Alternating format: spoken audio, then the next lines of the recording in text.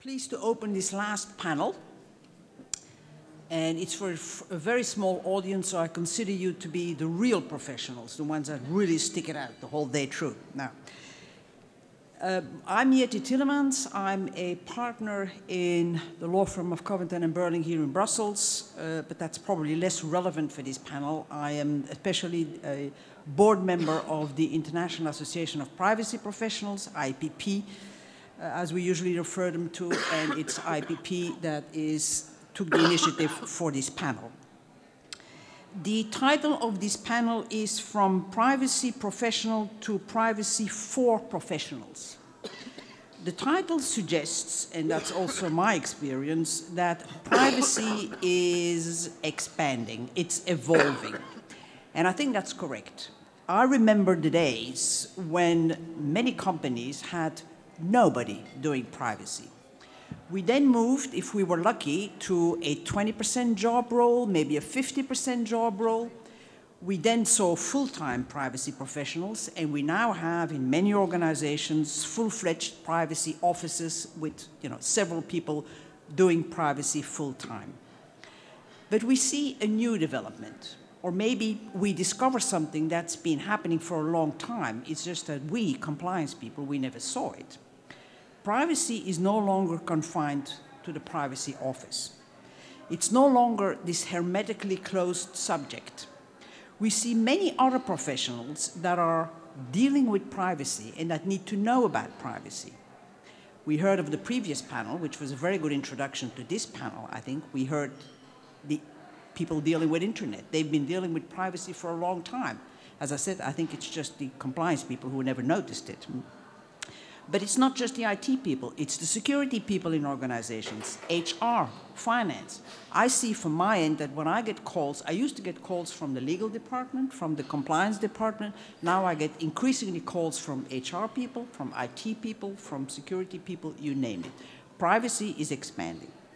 So how does this work in practice? How does this work in companies, in public administrations? How is the interaction between the core privacy professional, if I can use that word, and the other people doing other things, but heavily involved in privacy? How do they deal with one another? Is the privacy office doomed to become the bottleneck where everything stops? Or is there interaction? Do they share? How does the privacy office know what these other people are doing? And how do we all speak the same language?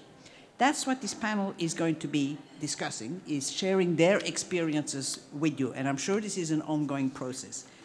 And the moderator of the panel is Omer Tene. I don't think I need to really introduce Omer. It's a man with many professional hats. He's an academic, he's a private practitioner, but most importantly today, he sits here as the VP Research and Education of the IAPP. So enough of my talking. Omer, it's all yours. Thanks a lot, Yeti. And just to maybe reiterate one of your points and expand on it a bit. At the IAPP, we now have more than 15,000 members from over 80 countries around the world. And most of these people are what we refer to as privacy professionals. So these are people who devote a large portion of their time, and sometimes their job definition is tied to privacy. But what we see is that as data is becoming the raw material in almost every industry today, and some of these industries are represented in this panel from the technology world, but also from services, financial services. It's simply not enough to confine the knowledge of privacy or of data security in the privacy office. If it's a data protection officer in Europe or a chief privacy officer in the US.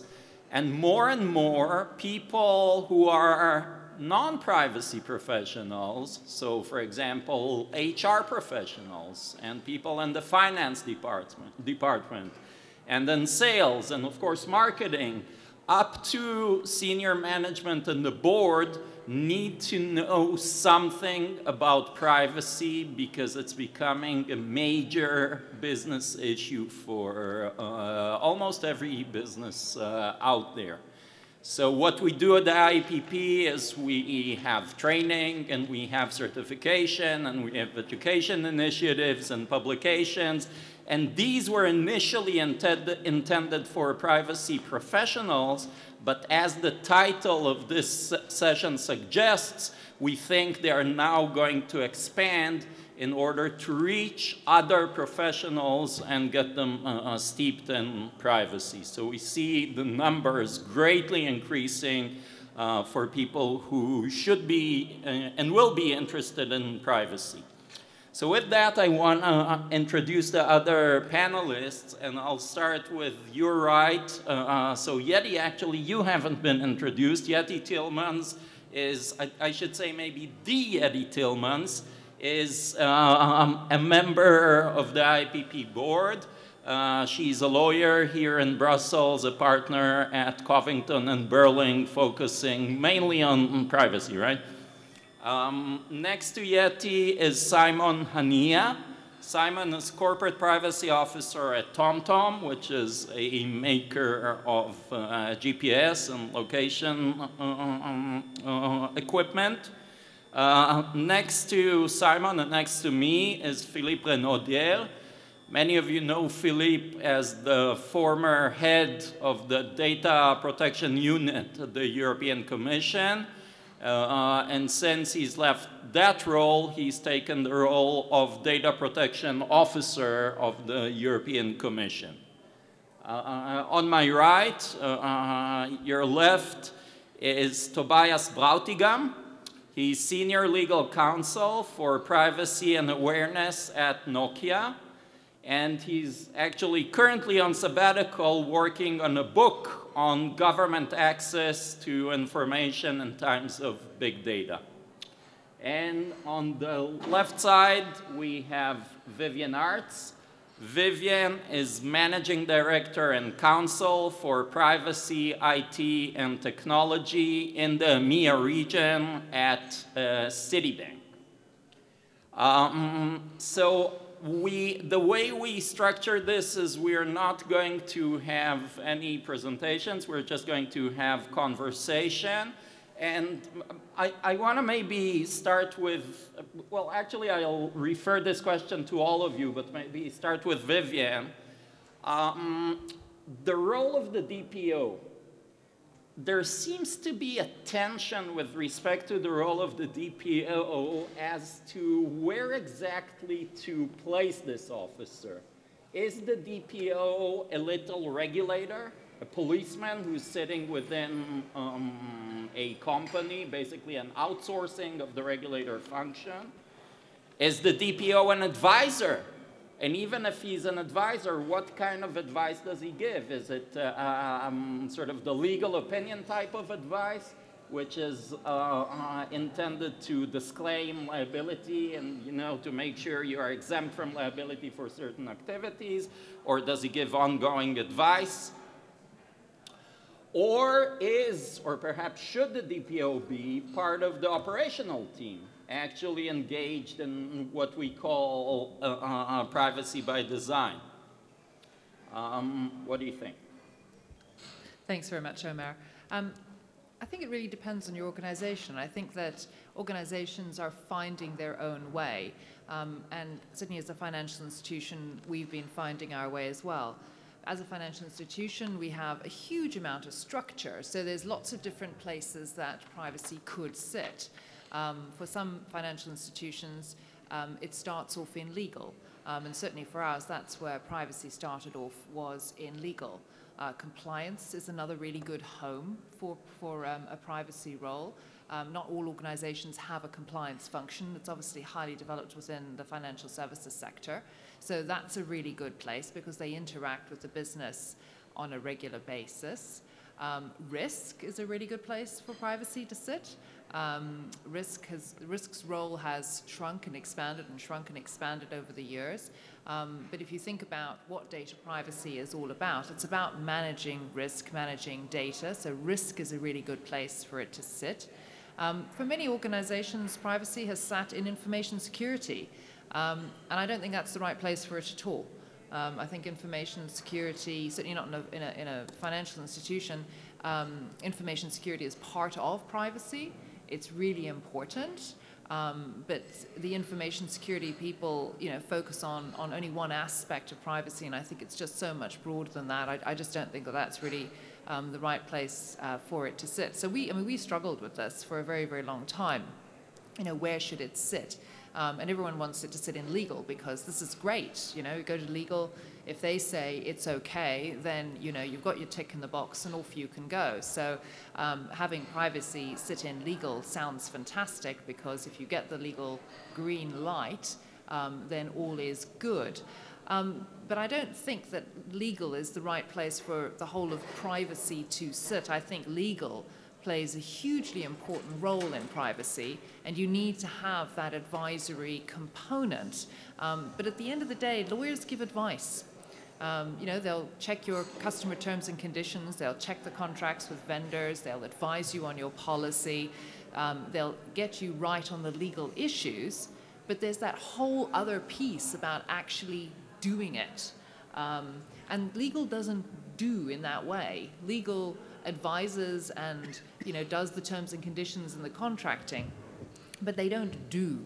So we've moved privacy into compliance, and we thought that compliance would encapsulate all the things that best address privacy, because so much of it, the most of it, I think, is operational. You can read the law, you can look at the requirements, you can contemplate how it conflicts with other obligations, but at the end of the day, you've got to get out and actually do it. And compliance are able to bridge that gap between what is the requirement and what do you need to do. And they can actually interpret that for the business and say, when it says don't keep data for longer than is necessary, this is what we need to do. We need to have a record retention policy. We need to keep some data, but we also need to get rid of some. And when it says don't collect more data than is necessary, well, what does that mean? Well, it means the following.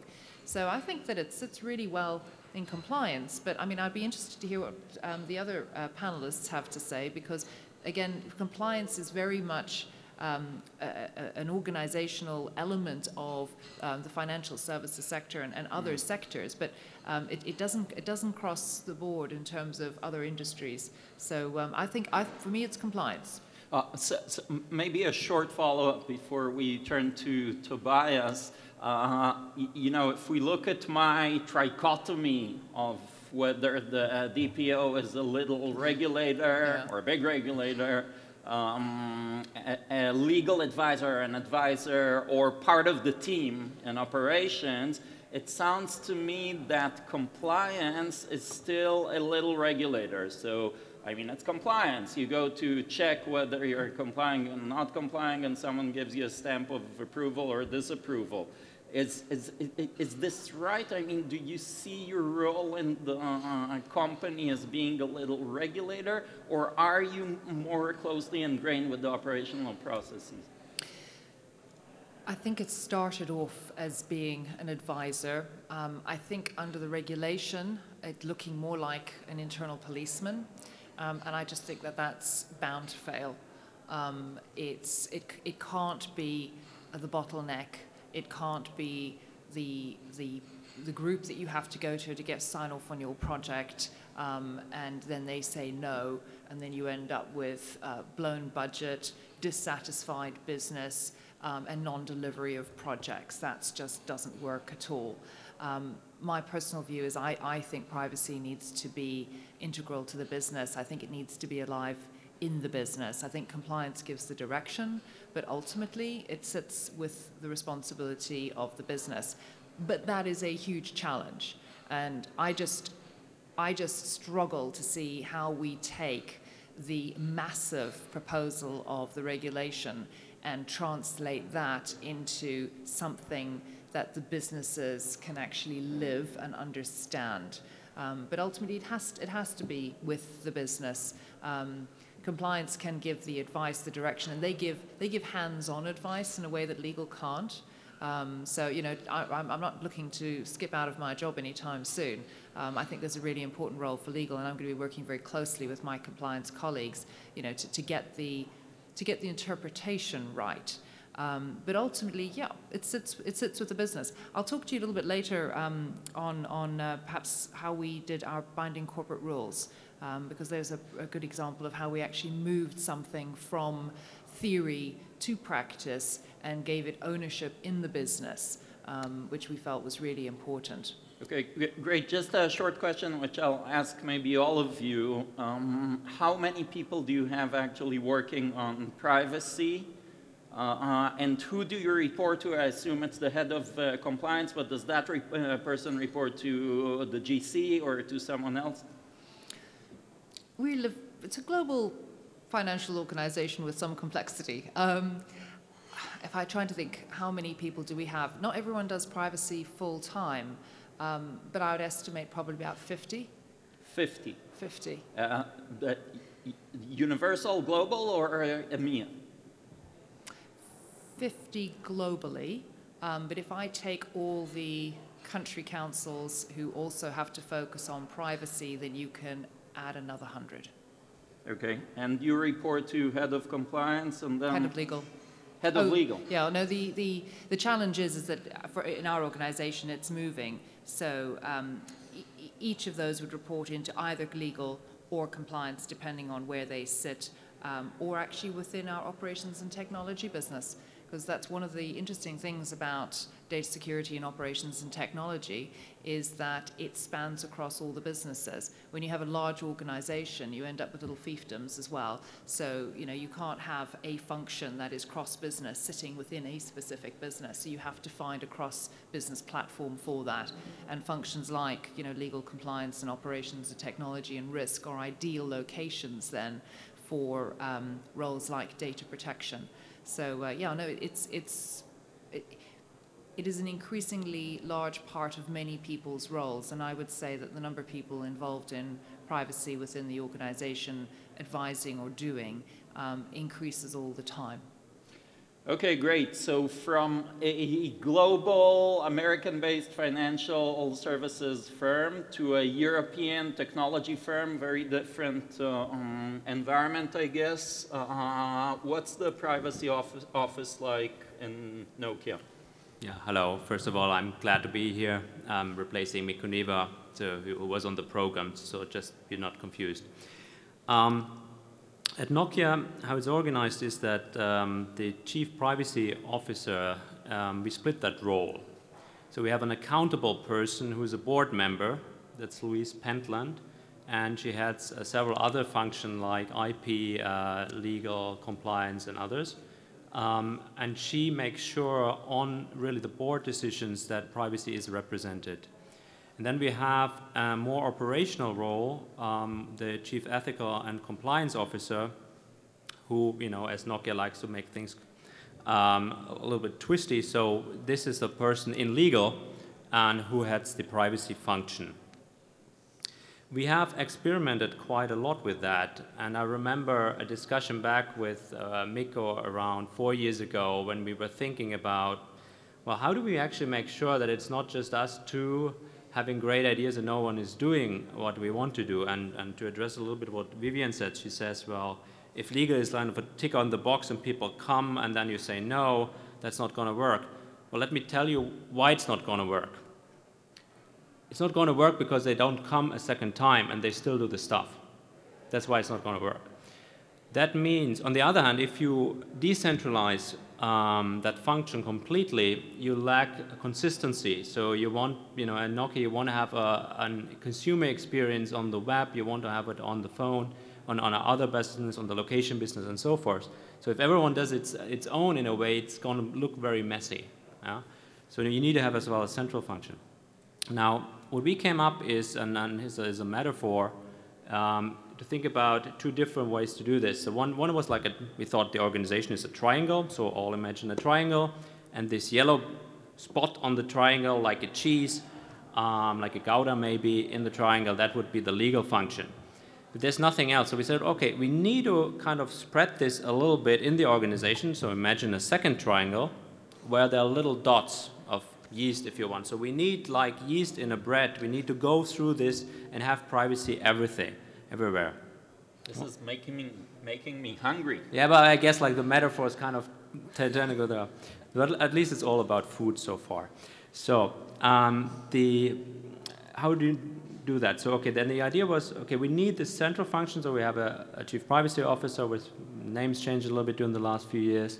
But then we'll have privacy officers in the different business units. So on the mobile phone, on the smartphone business, in the location, in HR, in IT, and in a couple of others. And they are, if you want, kind of the yeast in the triangle, so in the second model, and that's effective because through them then things that happen in the business get reported as well centrally, and there's a relation. It introduces a little bit of tension, as you might imagine, because not always the kind of localized or business part wants to do what the central part does and the other way around. But I think this is only good to have that tension, have that discussion. Omer, I want to answer as well your other question, which was about the kind of the number of persons. And if you count all people which we would call specialists, and maybe you come back later to the training and awareness model that we use, we have a role, what I would call the specialists who need to know a little bit more about privacy, who are trained, who make decisions on privacy. That's around like 40 to 50 people. And centrally that would be very small. That would be just like 4 or 5 people. But in the units they're up to 50. And I guess, there's so little time and other people want to say something also. Yeah, but let me just ask you a short follow-up question. Sure. So, just looking at a case, for example, the HTC case, which the FTC had an enforcement action in the US, and, HTC is a mobile handset maker, and they were charged with certain vulnerabilities that appeared in the hardware, allowing for other parties, not HTC itself, to utilize security breaches or redelegate consents of users from app to app, stuff like that. So it's really an architectural problem within the design of the hardware. How do you make this not happen? Like, at what time do you sort of interject into the process to make sure that things like this are averted? Yeah, I think that's a very good question. How we do this is by first, we have an accountability program, and that's kind of, I guess, similarly to what many companies have. And one of this is training and awareness. So engineers are trained. They are another part of the roles there to know about privacy, and the idea is that this would be taken into account very early. We have taken on privacy impact assessment, I think, as a few of the first in the industry. Nokia has as well, a little bit advertisement as well for an article I wrote in a book. You can see their privacy impact assessment from one of the book stands. So we have a part as well there which explains how this is baked into the organization. Basically, in many organizations, and again, this is localized, so it's not conform because the privacy officer can make those decisions. But in, for example, IT, used to be so that they have to, they only get the milestone passed if they have done now the first milestone if they have a self-assessment. And then, then they do the budget and blah, blah, blah. They do some trials and so on, and then they have to do like an official assessment with the privacy officer. Nokia's corporate culture is very open, so I want to be as well open about the difficulties with this approach, and that's software change very quickly, and as well projects change very quickly. We are in some parts of our business, we have reiterations every 6 weeks. So people as well don't want to be confronted with thousands of privacy impact assessments. So then it's the role of the privacy officer, and that's something I'm very interested in as well, and we talked a little bit before, as a moderator, and as well saying, hey, what are the reasonable things? And I see you always run up through this in the impact assessment, and then give a localized guideline.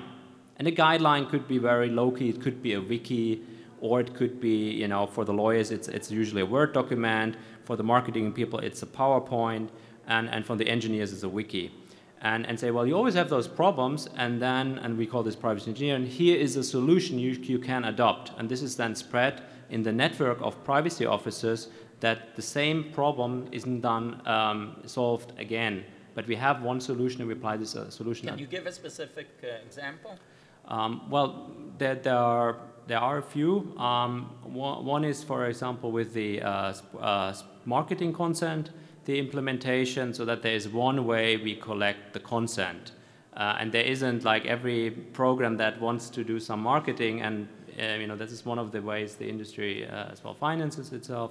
So it does a different consent and does legal checks, and again pays external counsels, which as an in-house counsel, of course, I don't want. I want to pay them once, have very good advice externally from all of the countries, and then apply it through the industry. So this is then documented in a wiki, and people can access it. Similarly, by the way, with the access to information, so that there's one policy, and this is then done. This is how you're done. There's a process, and this is then, again, once it's established a while, and this is a work in progress, then it becomes a corporate policy. So it often starts at the local level, and then when you see, well, okay, others might have the same problem, it becomes a corporate policy, and is then owned by the corporate office as well.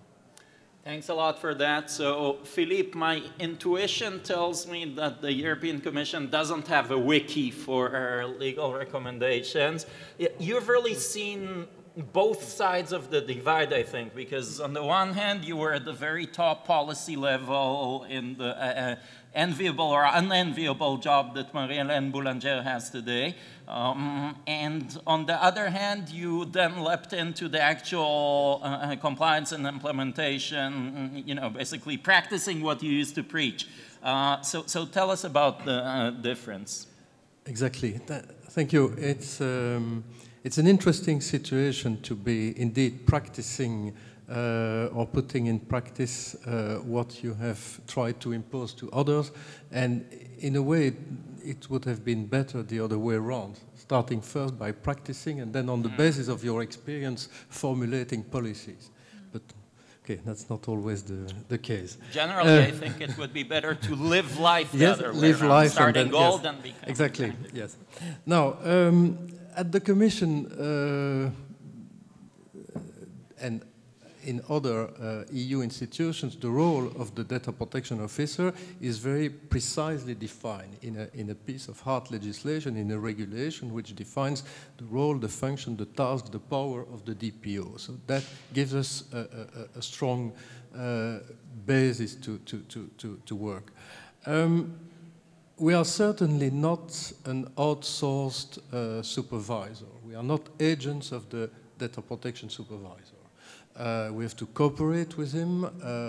We have to notify the most sensitive processing operations for the EDPS to prior check them. But I certainly don't see myself as the agent of the EDPS in the organization. And if I find that a processing operation developed by the Commission is legitimate, it is my duty to go and explain to the EDPS and try to ensure that he will validate it. And I don't want to come back to my colleagues and say, sorry guys, I was on your side, but the EDPS refused. That I think would be wrong. It's more than being an advisor. It's not just issuing opinions or recommendations, because according to the regulation, the DPO is there to ensure in an independent manner the internal application of the provision of the regulation. And how do you ensure? Well, we have a powerful instrument which looks very bureaucratic, but it's powerful, is the register. So each processing operation on personal data must be notified to the DPO, and the DPO puts it in a register which is accessible to the public. So it's completely transparent. We have more than 900 processing operations. Now, of course, I have a critical eye on the notifications that I receive. And when I receive a notification where I see, and I'm not inventing, rights of the data subject not applicable, or legal basis nihil, I send it back. I say, sorry, I can't accept that. And that give me and has given me with the time not only a good knowledge and good insight of what's going on in the various services of the Commission, but also an influence, because I can only accept in my register notifications that I consider compliant with the regulation. And that it's not only about individual notifications, it also gave me a power to influence the governance, the internal organization.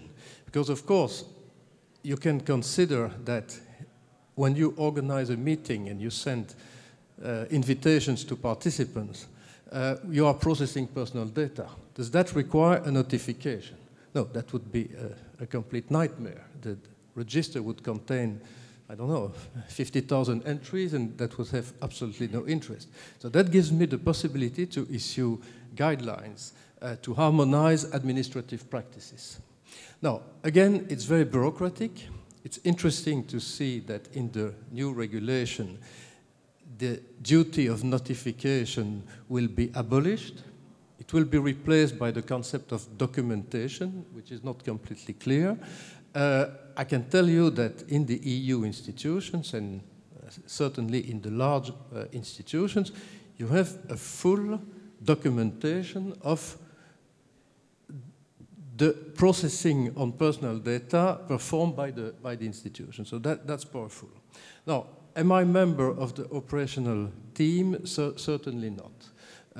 I'm directly attached to the Secretary General. I'm never involved in, and sometimes I regret it, in preliminary policy or strategy discussions or conversations or whatever. I have access to a series of institutional internal networks, but people first decide what they want to do, and then they come to me and check the data protection dimension with me at this stage. Is that the way it should be? Not necessarily.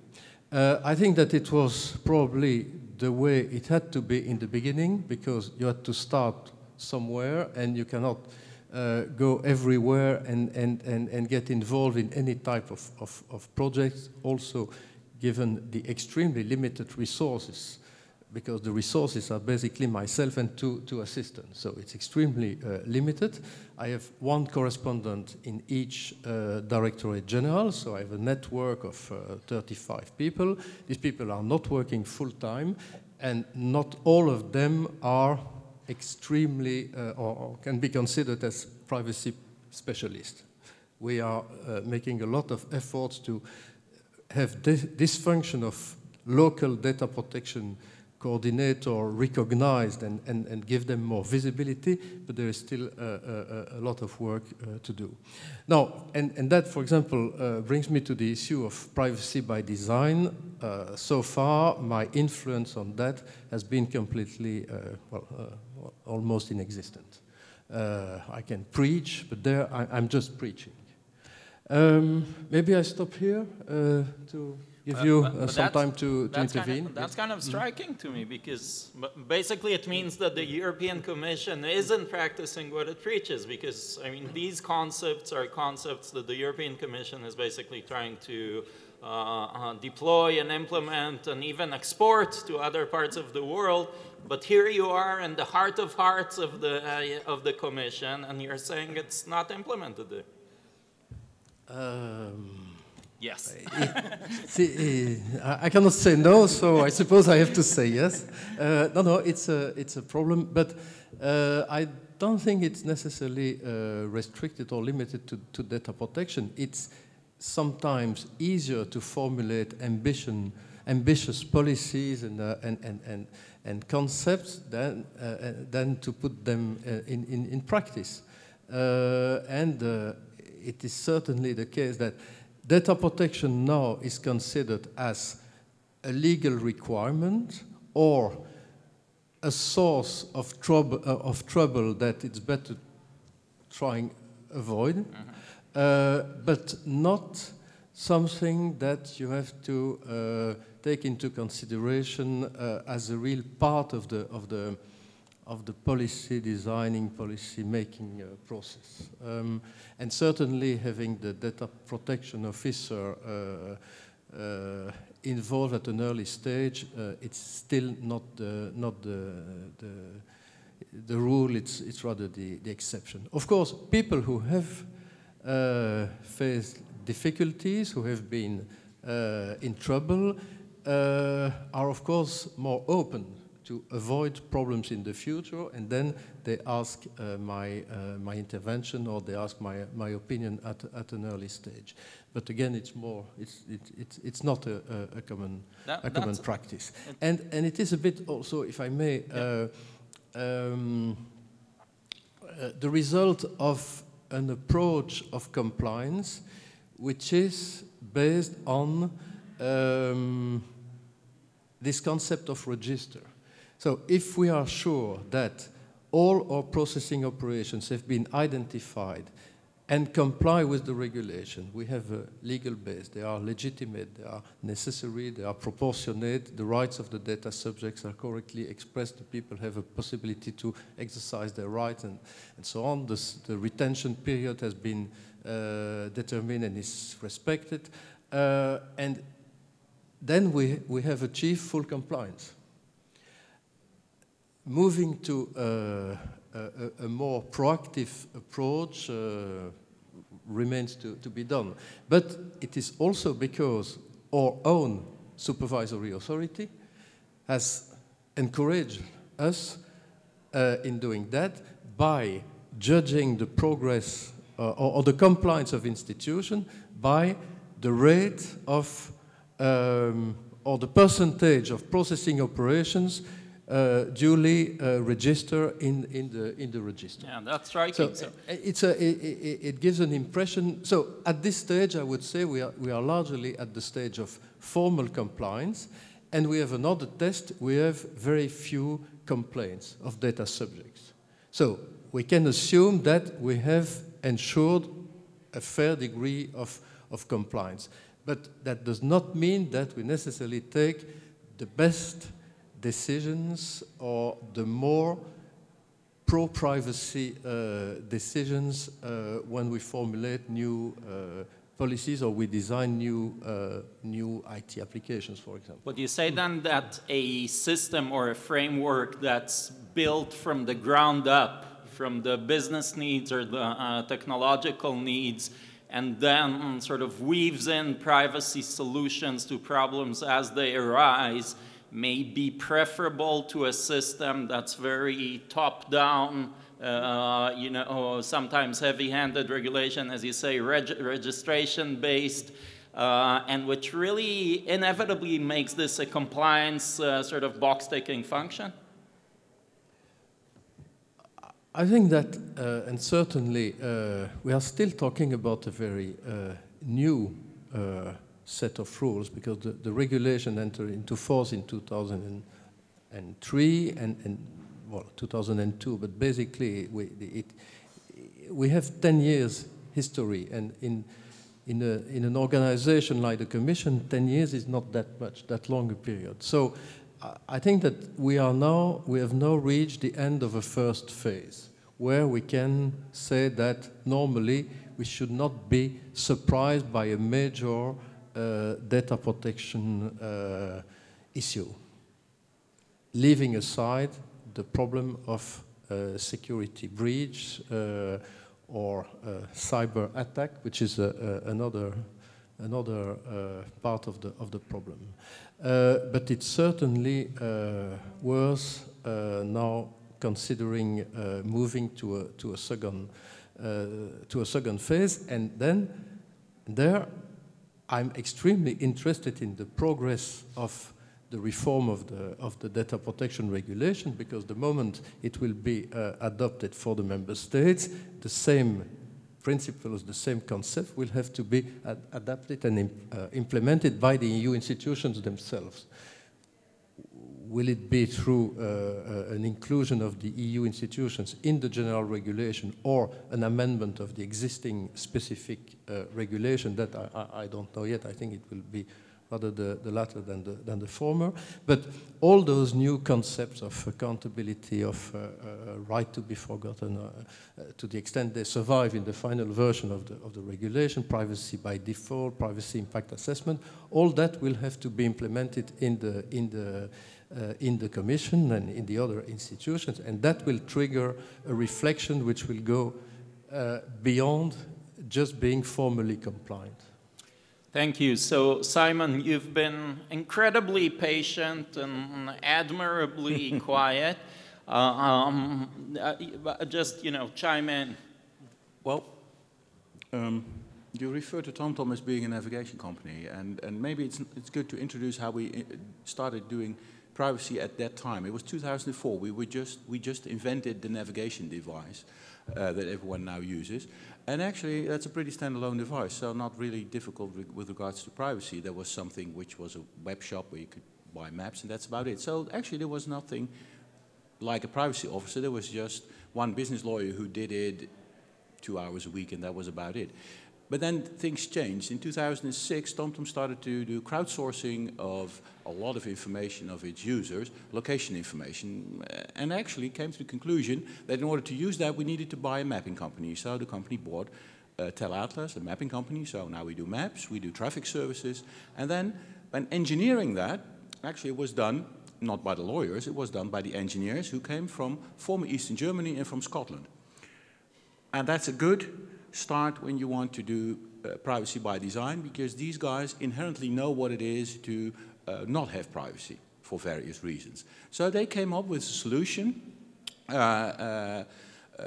which did a lot of anonymization, and we thought we're okay. But in 2008-ish, 9-ish, that's when I joined the company, actually in a totally different role. I was overseeing our IT operations.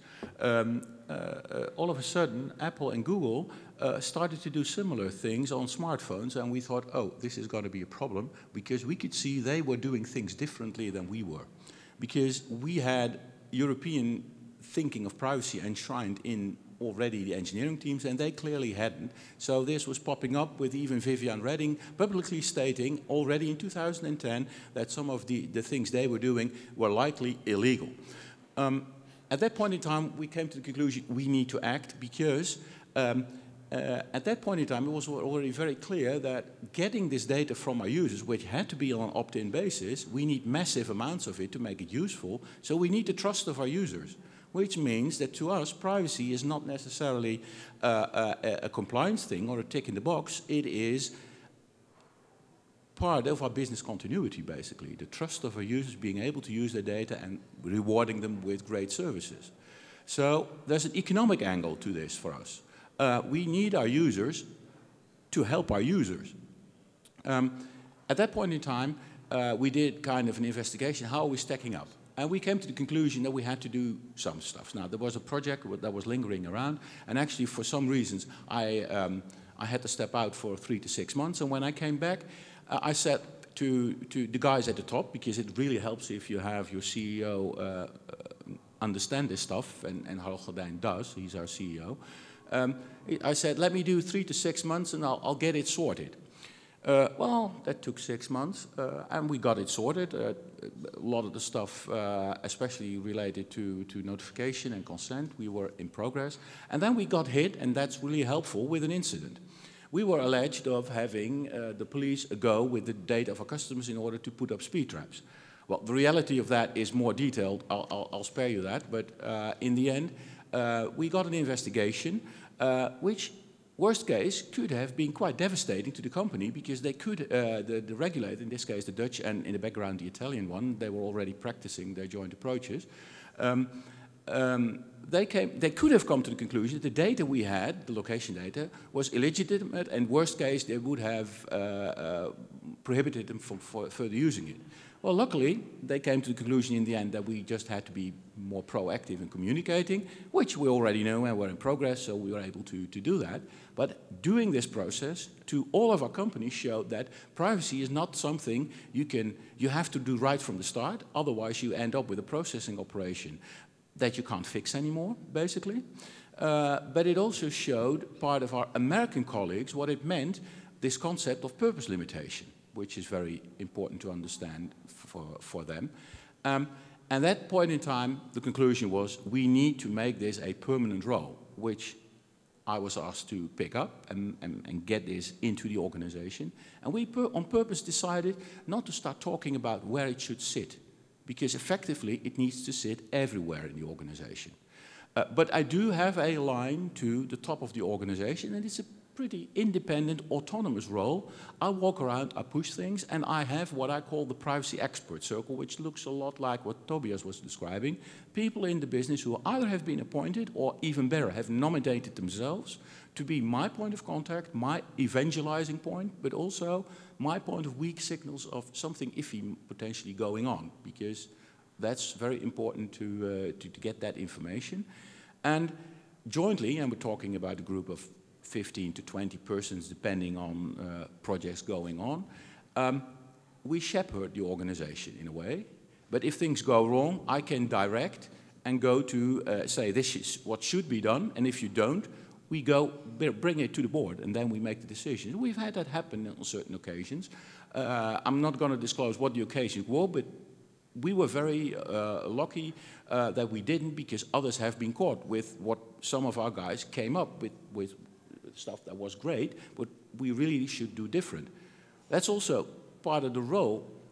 Being an engineer myself, I have a bit of difficulty of DPO versus CPO. DPO being what the law prescribes in, say, Germany or in the Netherlands, because that makes me part of kind of the elonged arm of the DPA, which to the organization makes me part of the problem, whereas I want to be part of the solution. So as my role as DPO typically is not being the compliance guy. I am the one who looks at what is the effect on the end users related to trust, and at the same time, can we be sufficiently okay to tick the boxes? So it's about the effect, it's not about the red tape and the process. And I am willing on certain occasions to well, bend the law a bit, or interpretation of the law, to, for instance, have something done for a short while or in a certain jurisdiction where it's less likely to be visible or come up, to test something and not completely implement all of the stuff that needs to be there. For instance, easy access rights, because we know that in 3 months' time we will have a new version of this app and we have it on the roadmap to fix it, but we will do it depending on success. An example of this is what we did in a case. We came up with a taxi service. And in the end, we decided not to go there because it would be too much money that we had to put in to counter some of the Silicon Valley venture capitalists. But we actually put in some stuff that we wanted to do but didn't have in the apps part of it, but we did have it on the roadmap. So to me, it is very important to also have a very good notion of the economics of the business, but also the economics of my competitors. And one of the things I'm currently struggling is all of these venture capitalists coming up with huge amounts of money for personal data. The examples are Waze, which of course is very close to us. The example is Nest recently. They pay huge amounts of money, likely based on personal data. That's kind of the struggle I'm in, to explain to my company that that's, sadly enough, off limits to us. So the economic angle is getting more and more important, and the good news is it is being picked up in the European Commission at the various levels as well, and in Parliament. So that's the kind of setting. Thanks a lot. Great points. And you mentioned evangelizing, and maybe to pick this metaphor, you know, too often we have these discussions here, discussions between the bishops, right? We know what we're talking about, and we've been through it like many times before. how do we popularize this subject, you know, to the general public also, but starting with our organizations? How do you make the HR people, the engineers, the finance department, you know, how do you infect them with the privacy bug so they can at least spot an issue instead of relying on Simon to do it? Let me give you a few examples. You will find two members of our board on the internet explaining how we protect the data of our users. So they now have skin in it, visibly. That helps a lot. So that's one. Get your top guy to disclose on the internet and have him make some very firm statements, because he will be held accountable. But you can only do that, of course, if you have gotten some of the basics right. In our case, with engineering,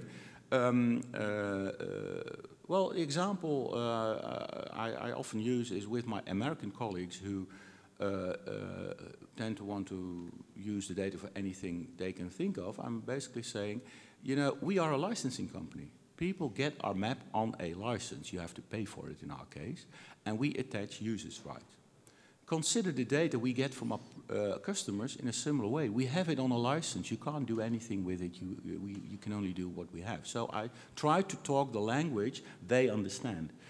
When I'm talking with my, say, Eastern European colleagues, they tend to want to anonymize everything as soon as possible, which in some cases doesn't help to achieve the business perspective. And in that case, what I explained to them, well, we can do more, but then we have to be very clear to explain it to the user. So we're making it a user interface design issue.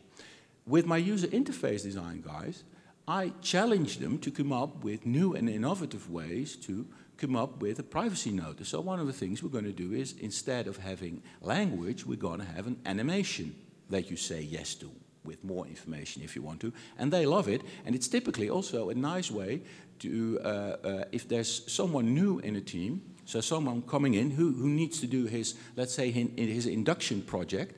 The best induction projects are those who are related to privacy, because if you are related to privacy, what I explain to the managers, your guy will have to understand how our organization works, because with privacy you need to be aware where the data is flowing. So you will have someone who will gain that knowledge, and that's relevant. So you need to effectively make it relevant to the individual and the business, and there's a lot of carrot and sometimes a bit of a stick.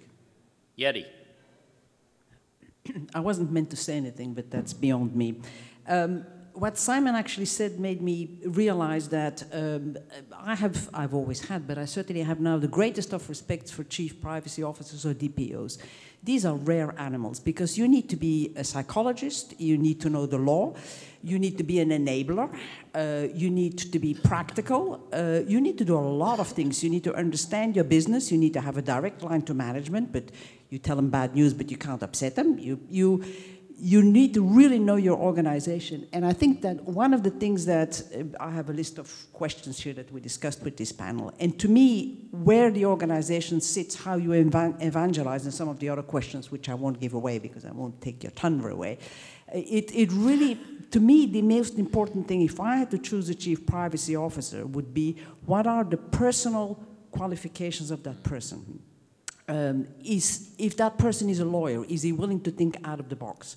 If that person is an IT person, is he willing to read the actual legislation and to the best of his abilities understand it?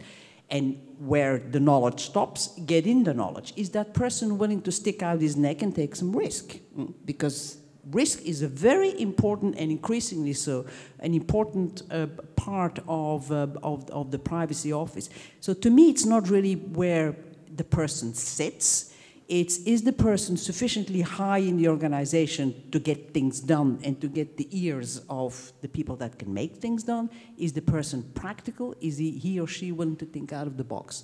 That would be, for me, if I were to write a job description for a CPO, that would be my job description. Well, when you were actually going through the job description and saying influential and thinking out of the box and a lawyer and a practitioner, I was thinking Vivienne. So Vivienne, how do you evangelize privacy in an organization, which, you know, I imagine thinks of completely different things, and even close to home, you know, not even talking about the sort of brokers and finance people and on Wall Street, but even the information security folks.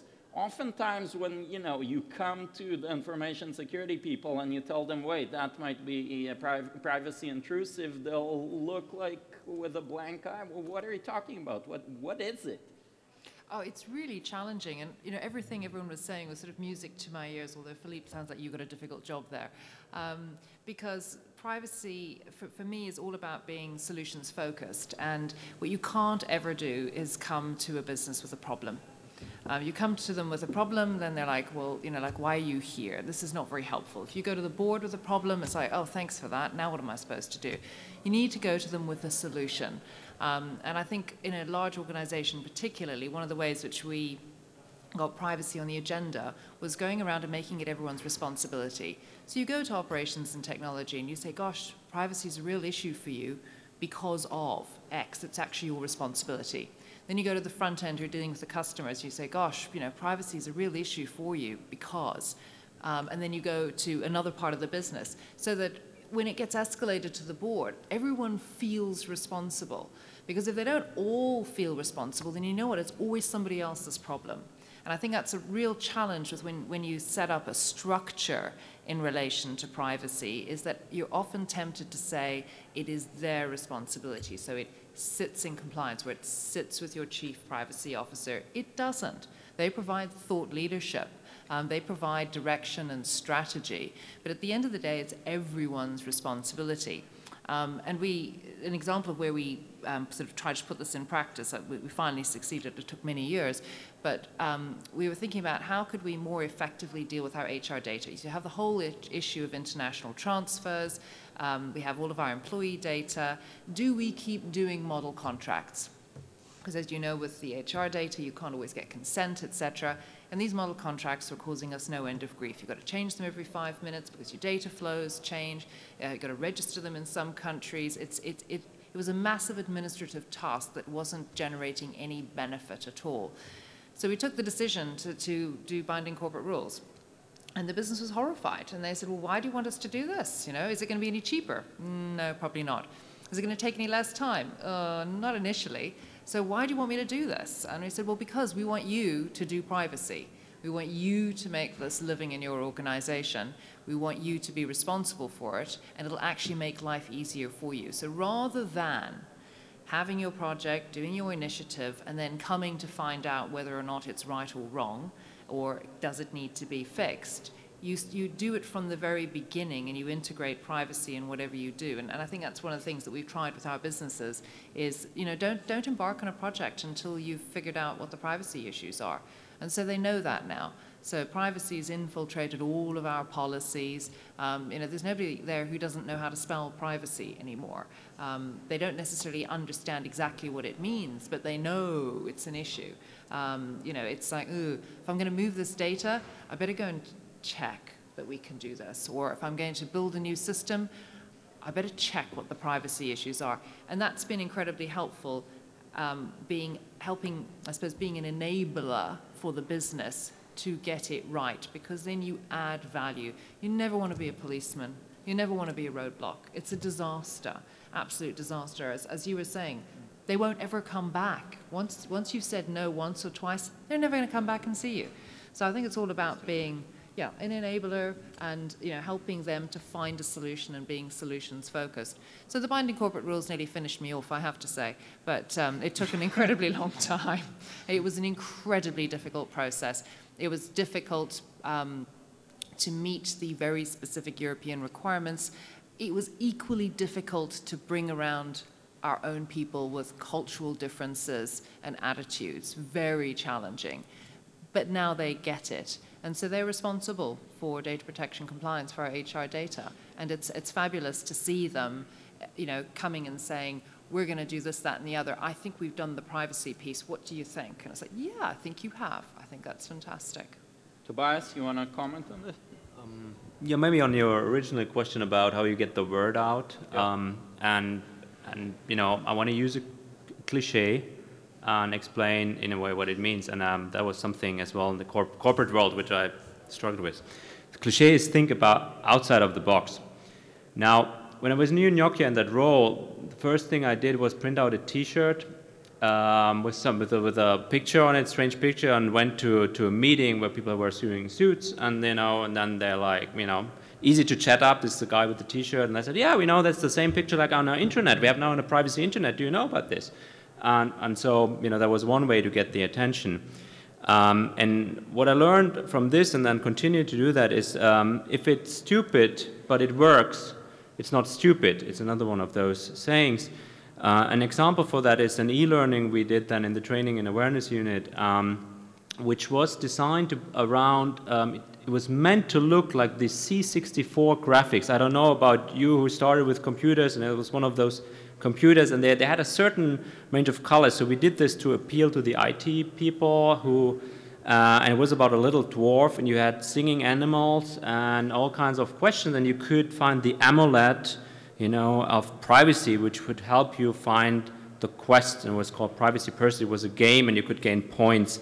Unfortunately, people were so concerned about the points that they did this thing, which they do at, as well in online games, and like click, click, click. So we then certainly introduced some, so we modified our algorithm as well, so you couldn't answer right away, and so forth. But anyways, they learned a lot about privacy. So we had voluntarily 6,000 people take that without any push. Just because they get good points and they could win something. And another way sometimes in training is that you put people, you give people responsibility. You say, you're a startup, and there's this kind of project, and you've heard about privacy. What do you do?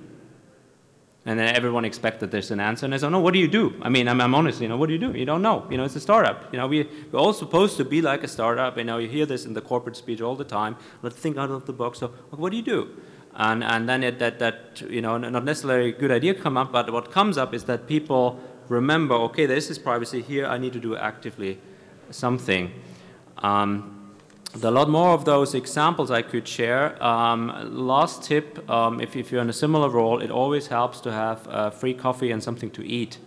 That amazingly well, it makes the difference between having like 5 people there and 100 people listening to your talk. Amen. So I'll just, let's end with a common question to everybody. Without using the words Snowden or NSA, what's going to be the biggest privacy issue of 2014? Vivienne. Greater transparency. I think automatic processing and algorithms. Philippe. What will happen with the reform? There will be by mid-year, by mid of this year, we will know if we are on the right track or not, and that will have an influence on a lot of other debates and discussions and projects. I think that's the key moment for 2014. June 2014, June the 2014, end of the Greek presidency. Yes, exactly. I would say people discovering what Internet of Things can bring in multiple interpretations of that word. Yeti. I have a very different one. How do we bridge the eternal lapse between law and technology? Technology runs at 100 kilometers an hour, law crawls at 2 kilometers an hour. So how can we go from 2 to 50 or to 75 so that at least we're not hopelessly behind? Well, with that, I want to thank, first of all, Rita D'Antonio, our director in Europe, the IAPP's European director, for putting this great panel together, and thank all of you for coming.